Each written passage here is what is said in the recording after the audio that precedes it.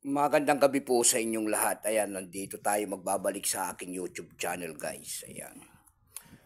Para mag-sharing ulit ng presyo ng coins. Ayan. Para malaman nyo po kung gaano nakataas. At magandang gabi po sa inyong lahat. Ayan, guys. Ang pag-usapan natin, guys, ito po ay 20 pesos. Ayan. Marami kasing nag-ano. Yung 20 pesos po na lampas ang kwelyo. Ayan po. Na binibili ng ang ating kapatid na kolektor na si Bartolome po. Ayan. Year 2020 po. Ayan, date niya.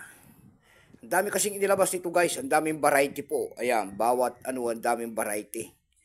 Itong 20 pesos na ito, ayan. Pinarangalan pa po sa ibang bansa ang coins na ito, guys. Baka hindi nyo po alam. Tignan natin ngayong presyo nito kung magkano ng binta at maraming klase. Ito. Ang hinahanap natin dito, nagkakandawalaan yung 2019 nito. Ito po ay year 2020 po, ayan.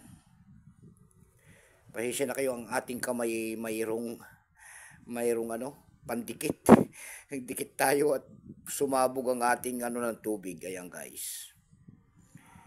Ayan po ang ating pag-uusapan. Ang daming variety po. Year 2020 po. Kung tawagin nila ito po ay Eagle One.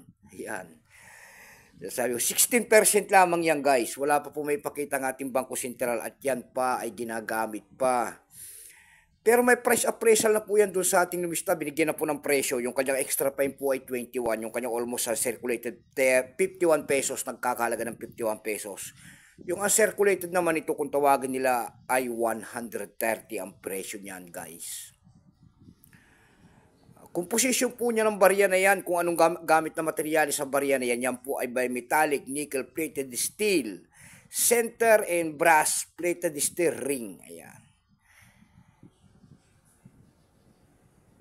5 klase po kasi, 5 variety po. 5 klaseng 2020 ang inilabas nila. Pero itong hawak natin, ito po ay Eagle One, kung tawagin nila. Ito po ay 16%.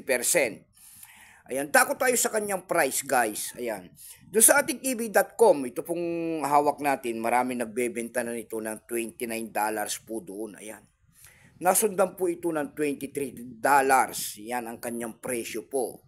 Meron naman tayo nakita nagbebenta doon ng $4.15 din. Ayan. Yung pinakamalit na mababa, ang pinakamababang bintahan doon na nakita natin. Ito po ay nabubulol na tuloy. Ito po ay $2.69 na, guys.